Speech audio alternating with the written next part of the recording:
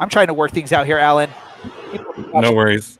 Any play-by-play from me, so we're just now getting started with this, and the match is already 25 minutes in. It's 0-0. The youngster Huey Duck, 8 years old, coming off his first ever goal last match in the eUSL Xbox, playing against Nee from Kansas City, who is 2-0 with 6 points and a +7 goal differential. And you look at the score, 30 minutes almost into this match, and it's 0-0. What do you think, Alan? I mean, that's pretty solid. Anytime you can hold a team that is scoring in bunches to no goals this far into a match, I mean, you got to feel pretty good about your chances to try to sneak one here right before halftime. And for those of you that are joining us or just now hearing my voice because I had myself muted for the first 25 minutes of this match, just so you know, Nee from Kansas City is playing as Napoli, and Kian, otherwise known as Huey Duck from Orange County, the youngster, 8 years old, is playing as Leicester City. There's a shot on goal from Napoli, but a great save by Kasper Schmeichel. He's already made about 4 or 5 great saves in this match, keeping the youngster involved and with a chance. Yeah, anytime you're the underdog and you have commenter's curse. Anytime you're an underdog and you have a quality goalkeeper, they're going to keep you in some matches. Definitely, and I think Alan can speak as experienced underdog when it comes to eUSL. And Alan, you played Kian before he joined the league, and you know that he is not your average 8-year-old eUSL or FIFA player. He's actually decent, and he's shown pretty much throughout the season that he can at least stay competitive even against some of the better players in the league. For sure. I would not consider myself anywhere close to one of the competitive players in the league, as Schmeichel comes up with another huge save. But yes, it was a very fun competitive match.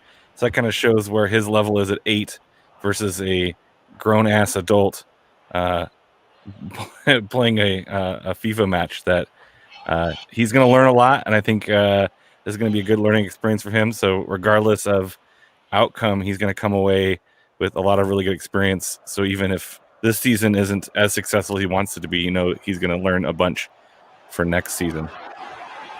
Definitely understand that. And I will say, again, in his last match, I think we have something about to happen here really quick. Is that Irving Lozano with a goal, second goal of the match for Nee in Kansas City. It's now 2-0. I was just about to share because in the last match where Kian scored his first goal, Huey Duck scored his first goal of the season. He did play against last season's eUSL Xbox Championship winner, which was the second tier, as we had 2 leagues last season. The quote, this is quote from his opponent last week, said, "He will definitely be a monster as he gets older for sure." And that scoreline was 5-1 in that match. So props shown from the competitors for the youngster in the season, which is pretty cool to see also. Yeah, what I think you're seeing from some of this match is, for the most part, like getting the ball up the field is the tough part. And then once you kind of figure out some of those tricks in the final third, it kind of unlocks your game. I think that's what you're seeing from his opponent, is these kind of 1-2 touches to get out of pressure. Because it's one thing about FIFA is it's really easy to press and turn the ball over. I think that's kind of the difference. What he's going to learn is that final third that he's seeing from his opponent right now. And I will say this, I've played Nee last season in the eUSL Xbox Premier League, and he is definitely a quality opponent. So it's no easy match for the youngster on this. But Kasper Schmeichel is definitely keeping Huey Duck in this match. I think now like 8 or 9 quality saves. Again, that's what you expect out of a quality goalkeeper in FIFA, and Kasper Schmeichel is definitely that. Yeah, I mean, even in real life, he definitely is a key player to Leicester's success on the pitch in IRL, and he's coming up big here today. So let's see what happens in the second half. And Huey Duck doesn't even want us to see the stats. He just wants to move on and get an opportunity to get a goal. He's currently down 2-0 to Nee in Kansas City. What do you think we need to see from Huey Duck here in the second half to potentially get back into the match? I'd like to see him hold on to some possession. It seems like he's trying to press to get that goal, but that really just plays into his opponent's hand. As we see right there, you turn the ball over, you're out of position, and a quick strike which is even more deadly in FIFA than I think in real life, is that kind of deadly counterattack. So maybe taking his time, playing into space, finding that open guy as opposed to finding that, hopeful pass to break down a line. So the interesting thing on this is the unique scheduling of the eUSL Xbox is a doubleheader for Nee here, as he is taking on Theory Duck in this match, and then his next match he's facing me. So I'm getting a chance sort of to scout my opponent, which is really a really cool opportunity, and thus the reason I brought Alan on, because once I play my match, it would either be Alan at talking or no one talking. Maybe people would prefer no one talking, but who knows? It's like right here, I think he's doing a great job getting himself into some attacking positions. And great job using his body there to shield off Nee there. You'd like to see him try to make, find one of those guys at the top of the box to really put a shot on. But you can tell that there's elements of really good gameplay in the offensive zone, just when he doesn't get there very often. And then obviously having to pull up high leaves you open in the back. And if there's one thing in FIFA you got to be aware of, it's being open in the back. And I will say this too: it's it's one of those things. Yeah, I think Theory Duck has a grasp on how to get the ball up the pitch when he can. It's like you mentioned, sort of maintaining a little bit of possession will help a lot, and also figuring out exactly where to go on defense. I will say this. As an 8-year-old, obviously he doesn't really know the strategy portion of the game. He just sets up however the computer sets him up, which can hurt him sometimes, especially when you're playing against experienced FIFA players that sort of know how to set up their offense, their defense, the player roles, and things of that nature. It's an advantage if you know how to do that. So we'll see maybe in future seasons if he can learn that aspect of the game. Which would be really cool. Yeah, that's one of the things that I learned a lot was when you use the default setting, it's pretty manageable and you can do a pretty good job. But then when you play against some of these guys at the very, very top and they got their guys set up where late run into the box or, they're going to go for that backdoor or far post run that isn't the default setting. It's something you got to tell them to do. That's going to be a foul, yeah. What is this going to be? Yellow. Oh, luckily just a yellow. I think that could have easily been a red card, but it's going to set up Insigne for a potentially dangerous free kick just outside of the box. And here comes the delivery in, and again Kasper Schmeichel, magnificent. Even though he is down 3-0, Kasper Schmeichel potentially could be, if it was a more friendly score, Kasper Schmeichel would probably be a shoo-in for man of the match here for this. Oh, for sure. Oh, that was a nice little move. And indeed, he keep retaining possession here, gets by a few. This reminds me of Son last season in the Premier League, except for he now passes the ball off. Oh, he's shooting off the body though here with Madison. Oh, nice. A shot on goal. There it is. There is that goal from the youngster, his second goal of the season. And there's still a slight chance now. Great pullback, by the way. Great pullback to the runner right at the top of the box. Yeah, that's dangerous for reals. It's even more dangerous, I think, in Xbox. That cut back, everyone's out of position. You're going to get the ball shot in the right direction. But yeah, really great run there to possess the ball. And then really smart ball control to find that cutback. That was a really intelligent play by the youngster.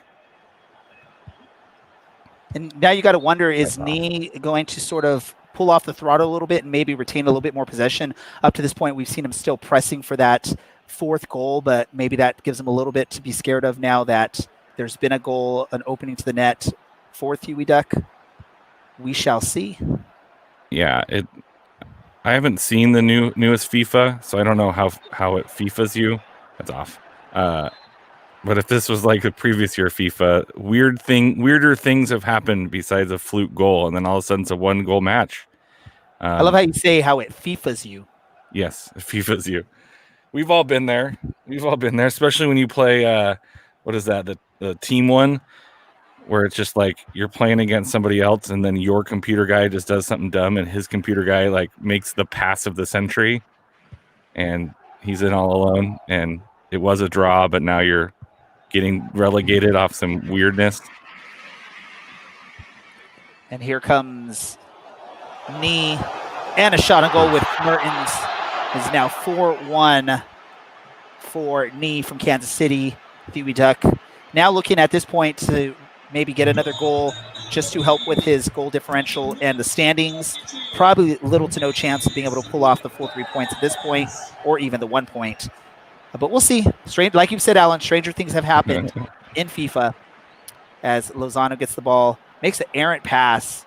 Now Justin coming down the left side, passes over to Barnes, and there's a foul. No card shown. No card shown at that point. Interesting. And it's going to be Madison over the ball to try and launch it into the box. Get it to Ndidi. Vardy fighting for that, can't get to it. It's now Zielinski to Insigne.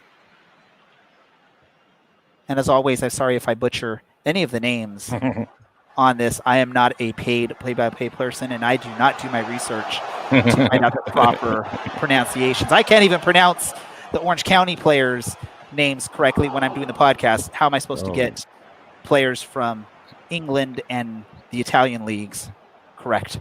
And Orange County has signed some doozy names this offseason, so it'll be fun. It'll be very fun for us when we get back to the podcast, as we've got Tielemans gets the ball into. Here's a good shot. There we go. That was nice. And I think that's something he's going to learn too. Is you're not always looking for these absolute stunner goals. Sometimes taking shots from good spots on the pitch can lead to good things. Like a turnaround shot forces a save wide, and now you got a goal kick or a corner kick, and now you can maintain some possession, in the offensive zone, put some pressure on. It's not always going to result in a goal, but it's going to result in some alleviating some pressure. And then if you have the ball in his end, he's not going to score. We're down to like the final 4 game minutes of play. We don't know what the extra time's going to be, but probably like 1 or 2 minutes. Nothing crazy has happened, and that's typically what we see in these matches. As we got Jamie Vardy, the always dangerous English. That was a nice turn. Striker who's coming in on a break. He's got a chance, and a save from the Napoli goalkeeper. I forget who it is, but a great save. Just like Schmeichel's been great for the youngster all game. There's a shot. Oh, I thought he was going to have that one. I thought that was going in. I thought that was a goal. Yeah, he's definitely learned some of that ball control. Like how he turned Vardy there was super smart, and really kind of put that defender in no man's land. So, like I said, you can see some of the things developing of turning how to accept the ball are really smart in these past couple of possessions for him. Obviously defense, but that's super hard. Not everyone is a great defensive player in this game. Actually, most people aren't. There's the 5th goal, and I think the final whistle. It is a final 5-1 for knee. And strangely, this is becoming a pattern. Maybe hopefully will get broken soon.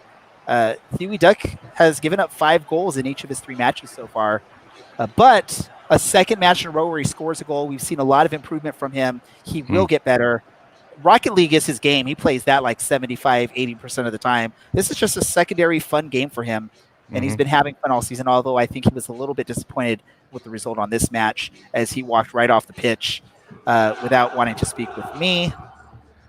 I'm going to hand it off now to Alan because I'm going to get things kicked off for my match. Right. The second match of the doubleheader is going to feature myself against Nee, who we just saw beat Huey Duck 5-1. So, Alan, I'll hand it off to you. I'm going to mute myself. All right. So our first half of the doubleheader, a 5-1 victory for Napoli against Leicester City. Maybe a little bit more of a tilted scoreline than some of the play, but obviously 21 shots on target, 5 goals. That's a great, outstanding performance by the goalkeeper, but still a pretty good, a pretty solid performance by the young man, 8-year-old, playing for Leicester City. You can tell that there's some talent there. And he's only going to get better playing against these types of opponents. So I look forward to seeing his progression. But part 2 of this doubleheader sees the young man's old man take on the same opponent. And let's see, Ray's playing style tends to be a little bit more defensive, plays some pretty good pressure out of the back, and I'm going to assume he's going to play with Spurs. Maybe. I wouldn't be surprised. Maybe, I don't know. But it should be a pretty fun match. Ray is a pretty solid performer, and can probably put some good defensive strategies on the pitch to keep the scoreline closer. And I will jump on here really quick, Alan. Yeah, I would love to use Spurs, but the rules for the league this season is 4.5 stars or lower. Spurs are a 5-star team, and I've been using my first 2 matches so far. I've been using Inter, who were 4.5 stars, and now they have jumped up to 5 stars as well. So at this point, I am now finding a team to use with no practice, which will be very fun and very interesting. Going with those live updates as far as skills. Can roll with some Everton. Manchester United's only 4.5 stars. That's interesting. And they just knocked off Liverpool, right? Twice. Once in the league, once in the FA Cup, if people are still paying attention to the FA Cup these days. Yeah, so it'll be interesting to see. It's interesting to see these ratings because I have not seen these, so I'm not sure who is what or who's rated what. But some of them are quite surprising. I wonder if they're going to get updated to see Man U possibly bump up to 5 stars. And do you have to use live injuries as well? We use online rosters, so I think they're like usually the most up-to-date rosters. I don't know for sure. See if I get my opponent on here. I'm gonna contact really quick. It's interesting that Tottenham's 5 stars and Man U is only 4.5. Well, I mean, you did see how Tottenham easily got by Marine in the FA Cup recently, correct? Those matchups crack me up. I saw Man City kind of taken to the limit by 4th tier, Cheltenham, Christchester. I don't know. Those English teams, man, they have like 4 towns in their names. Yeah, so, Man U 4.5. Whew. Let me go with you because one of the participants in the league who beat me in my first match, the defending champion defending winner from the eUSL Xbox Championship League, mouthful to say there. He says either use Man U or the fake Juventus, as those 2 are 4.5. I'm going to leave it to you, Alan. Who should I use, Man U or fake Juventus? I mean, personally, I would hate to see Man U be successful, so you should probably choose them. Low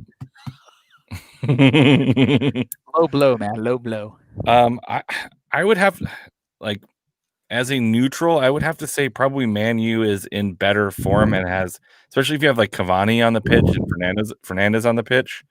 Like, yeah, I get Juve has some quality players, but I think right now Man U is in great form and they have both pretty solid defense, like guys who can sit in and defend, and really magnificent attacking players, especially in a video game where you tend to like accentuate some of those attacking qualities.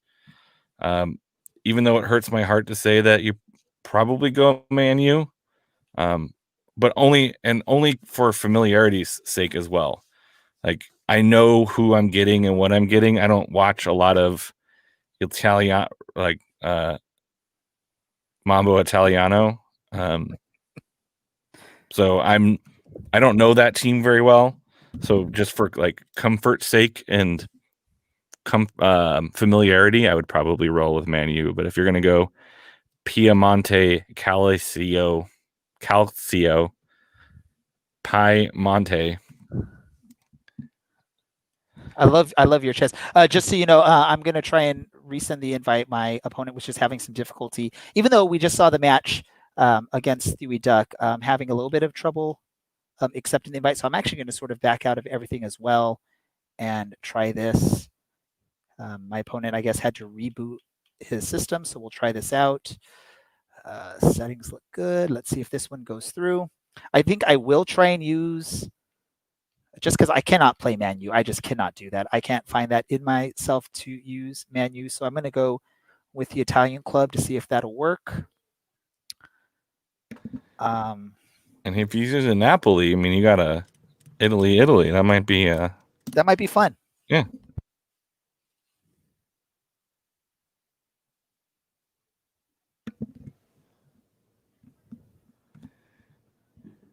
seems like we are having some issues. If we can't get this through all, doesn't work. It happens. This is what working with the internet does. So if he can't get this invite, I'll have him just send the invite. And even though I'm technically supposed to be the home team, I'm not that worried about it. I'll let him send the invite, and we'll just go from there. Is this like this is gamesmanship right here? It's not working. I guess I have to send the invite. I will say I try to be a good sport on this. My opponent last week, I felt was given a bogus call where a penalty was called on him, so I got a penalty kick, and I did not take that goal. I told him, I'm chipping it to you. This was not a penalty. Take it. Although I still won the match, so that was good. But yeah, so it looks like we got things going. I'll just be the away team for this match. We'll do it that way. Fair so I'm going to head off, and I'll let you do the call out. Thanks. So it looks like we're going to have a inter-country battle between fake Juve, and Napoli. Seems to be a pretty decent matchup. Although Juve is 5 stars in this one, so I'm not sure if something changed between Ray's setup and his setup. But, that's not for me to say. I'm just here to talk about the match. I'm reaching out to my opponent. I think maybe we didn't do online rosters for this one, and that's why they are set up like that. In the other one, it was midfield 77. So clearly someone in the midfield is out for Juve. That drops that midfield rating and then drops it down to 4.5 stars.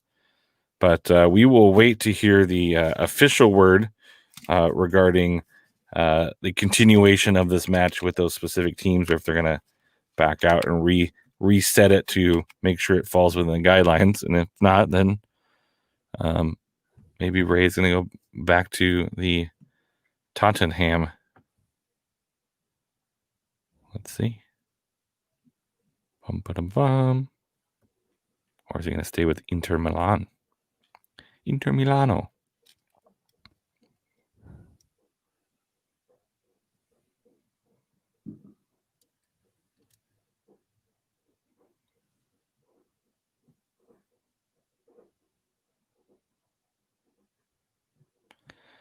Looks like he's going to go with the fried chickens on a soccer ball. We're going to try one more time for this invite because I don't know if those are the right ratings. If he sends it again and he confirms that he's doing online rosters and that's the way it is, then I will go with what I can do, and we'll have to leave it up to the league to figure out how they want to judge this. Yeah. This looks like it'll be right now.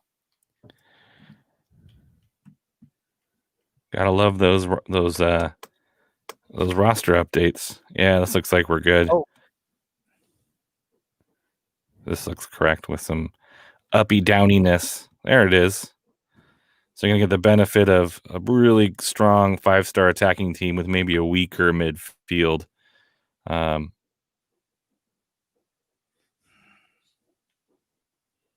just do it.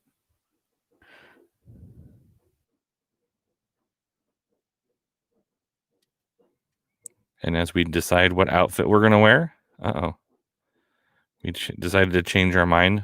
We didn't look good. We didn't feel cute in that blue. So we're resetting it one more time. We're trying to get the correct setting for this match. I apologize, everyone, for any delays here, but we will get started right now, trying to figure this all out. It's like a weather delay. It's been raining today, so this is fitting.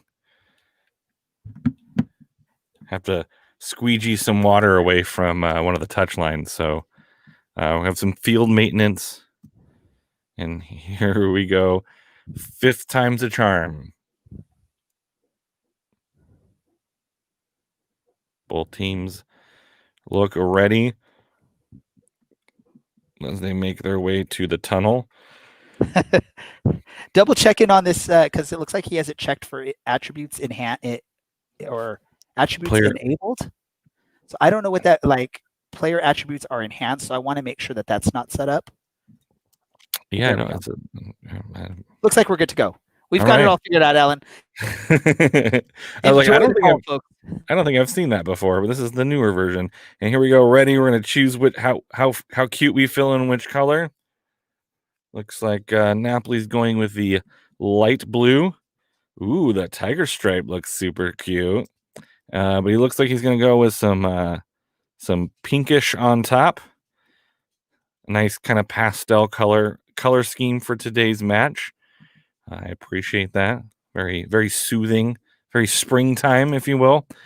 And we're obviously getting a behind the scenes look at some of our tactical setups. And this is what Ray was talking about as far as kind of looking at how things are and instructions and moving people around to try and create a better setup, if you will, for your players and how you want to play. Kind of molding the team to your play style is something that your more advanced players are looking at as far as how to make yourself more successful. Just playing it straightforward with how the team normally plays sometimes doesn't work because you are your own player. So we will watch some warm-up sessions on a beautiful day in Napoli. Nice green trees, clouds in the sky, unable to score. But hopefully this doesn't translate to on the pitch with the lack of goal scoring. But here we go.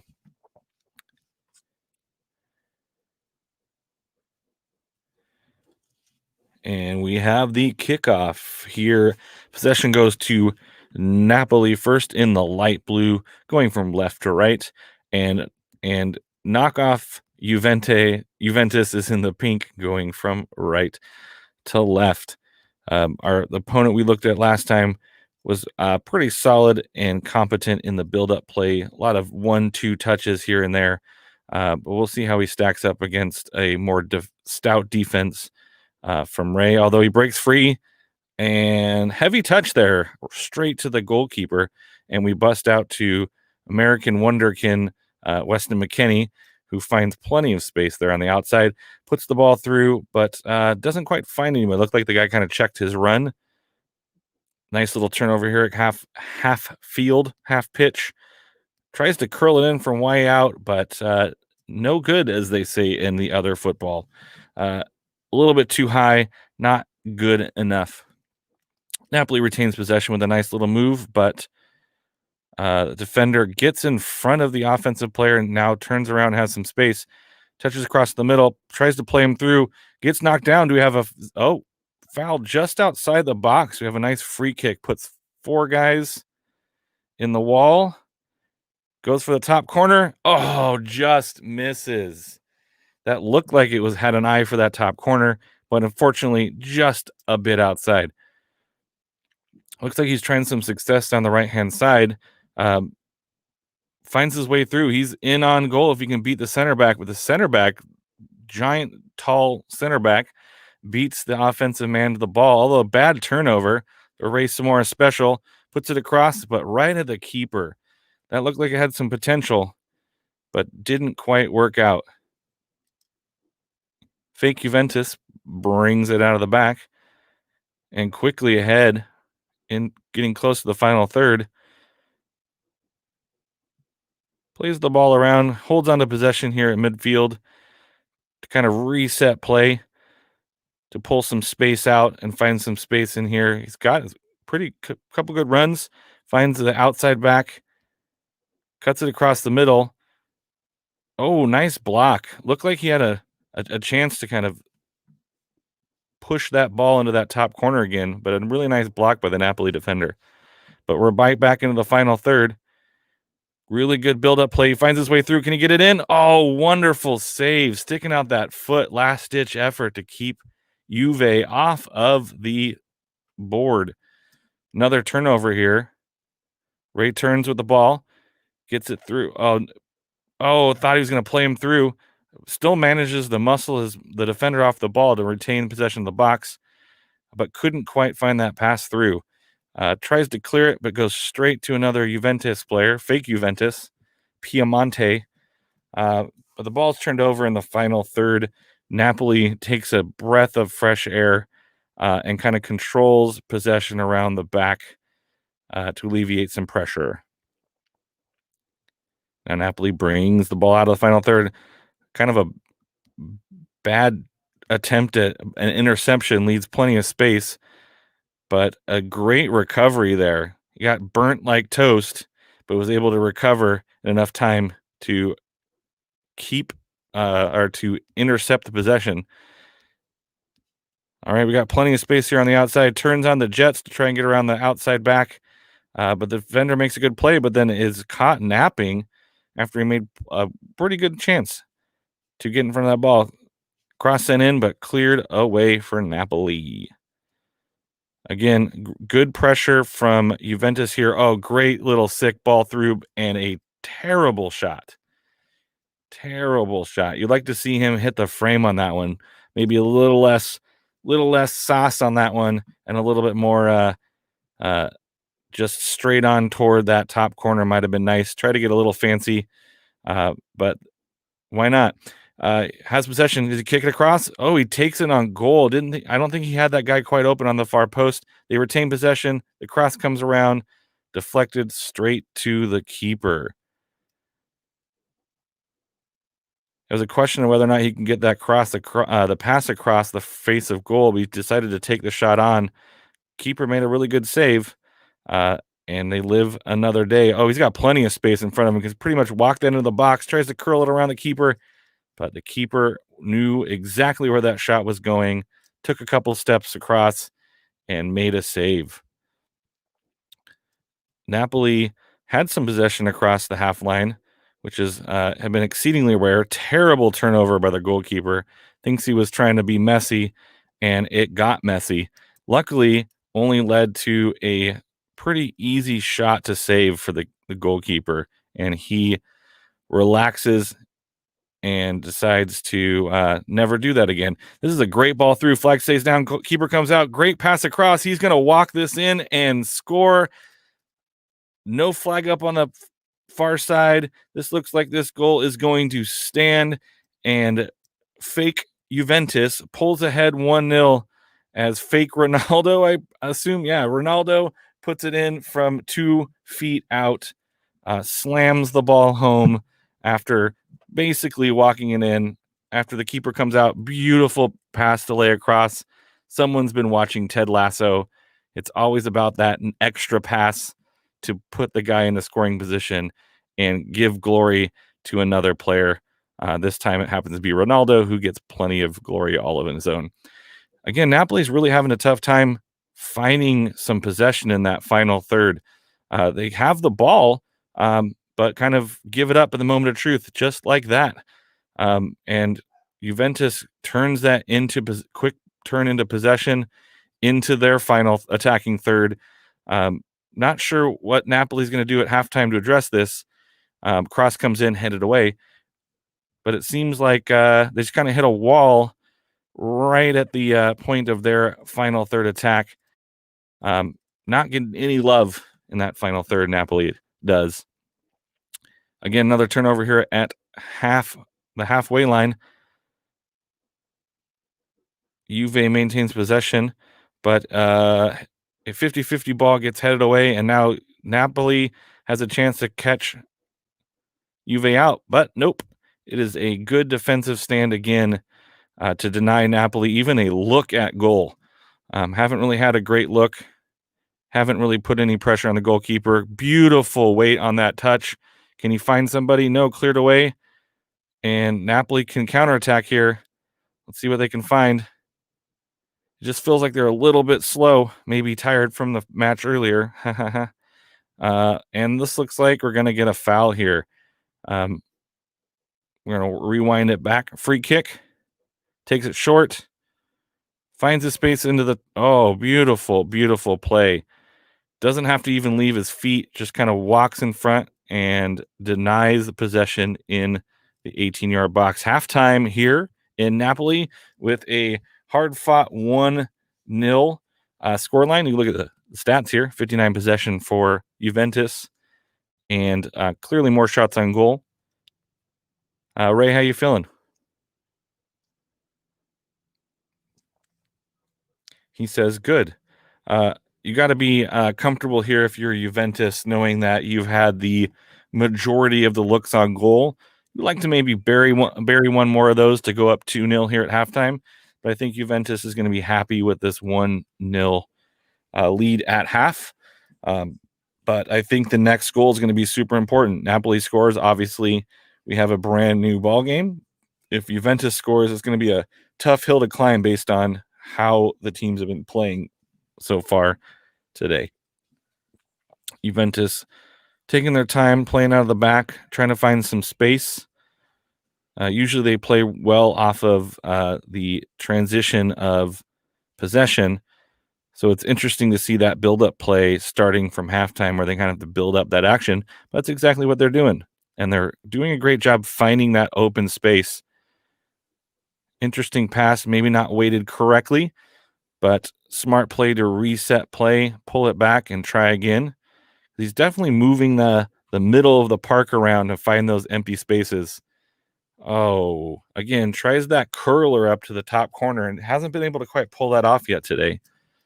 If he can pull that off, that's going to be a deadly strike because there's no way that keeper's going to get it. Again, another turnover at the halfway line for Napoli as Juve continues to control. Sorry, fake Juve. Piemonto, who knows, continues to control a bulk of the possession. Really bad giveaway there. Pretty sloppy. But a ballsy tackle there to break up possession and retain it for fake Juventus. Great ball through, great vision to find Weston McKennie. Puts it across to the back post, headed away. He's got possession, turns, he shoots, he scores! That quick turn there was deadly. The goalie was a little bit out of no man's land, and that quick turn to tuck that ball into the corner, and we have a 2-0 match. That was a pretty deadly goal, knowing how well this game's been going for Piemonte Calcio. But let's see what Napoli does here to just maybe become a little bit more offensive in nature, because he's going to need to get at least 2 to get back into this match. We saw from the last time that he can do it, but the way they've been playing, they've had no love in that final third. Not even anything that really tests the Juventus goalkeeper. So here we go. Back into it. We're going to that turn, the goalkeeper is totally stuck in no man's land, has no chance to make that save. And Dybala puts them up 2-0. Had a substitution here for Napoli, probably in hopes to get some fresh legs to put some pressure on the fake Juventus's back line. But we'll see how that turns out. Looks like Napoli's trying to hold on to possession. Juventus can't score if they don't have the ball. Oh, great turn to find himself into space. Oh, heavy touch. That was bad. Heavy touch. You'd like to see him control that ball a little bit more. Kind of plays that ball straight to the center back, and he's able to take possession away from Napoli. And Juventus restarts from the back. And again, playing around the back a little bit, trying to find some empty space or open space in front of them. That's a pretty good tackle, and it stays in bounds. I thought that was going to trickle out, but it looked like the line held it up. Maybe a thick paint on the grass held that ball up. But here's Napoli getting their first real look in the final third this match, or this half. Nice ball possession, shot, and called offside. Thought he was going to have a chance to have a nice turn, even if he even did get it off, but it was blocked. So even without the offside call, Juventus holding that back line firm and not letting Napoli get a sniff at goal, which I'm sure the goalkeeper is appreciative that he hasn't had to do a lot of work today. Oh, that was a crunching tackle. Gets all the ball and then takes the man out, gets back up again, and Juventus is back in. Oh, ball through, shot, Goal! Ronaldo again with the signature celebration. Please keep your shirt on, sir. This is a family show. A beautiful build-up again. A really smart run off of the ball. Times it perfectly to get behind the defense. And when he's all alone like that, he is not going to miss. Really well played. Really nice touches in. Yeah, that's hard to defend against when you're playing that way. Looks like we're going to get a formation change here, a little bit more defensive to hold on to that lead. Looks like the soccer version of the prevent defense going on here a little bit. Going to sit it back a little bit deeper, give yourself a little bit of chance with 20 minutes left in this match to hold on to a 3-goal lead. Hopefully the change in formation doesn't allow more pressure to come at him, but we'll see how this strategy works out. Probably all right. We'll find out. He's going to score 3 goals in 20 minutes of video game time, and that is a tough task. Napoli also makes some changes to maybe get some more fresh offensive legs, and they're probably going to go all out to try to get back into this game. Some pretty smart ball movement here, but really can't find that runner on the outside. Referee plays advantage. Napoli passes the ball around, and oh, what a block. Oh, what a great save. The first really big save of this match happens here in the 73rd minute. Short corner, puts the ball back across the top of the 18. Fancy footwork, but the center defender says, I'm just going to stand here and stop you. A little bit of trouble getting the ball out, but luckily Ray's able to clear it out, and we're on a counterattack. If you can find that opening. Nope. Ball gets taken over. Oh, wow. That was a aggressive tackle. Luckily, he did not hit the guy to take him out. Save. Oh. Push that save out, and it went straight to a Napoli player. That sometimes can get you into trouble, but goalkeeper or the shot goes straight to the goalkeeper, and Ray breathes a sigh of relief. As we get closer to 10 minutes left in this match, Ray still has a 3-0 lead.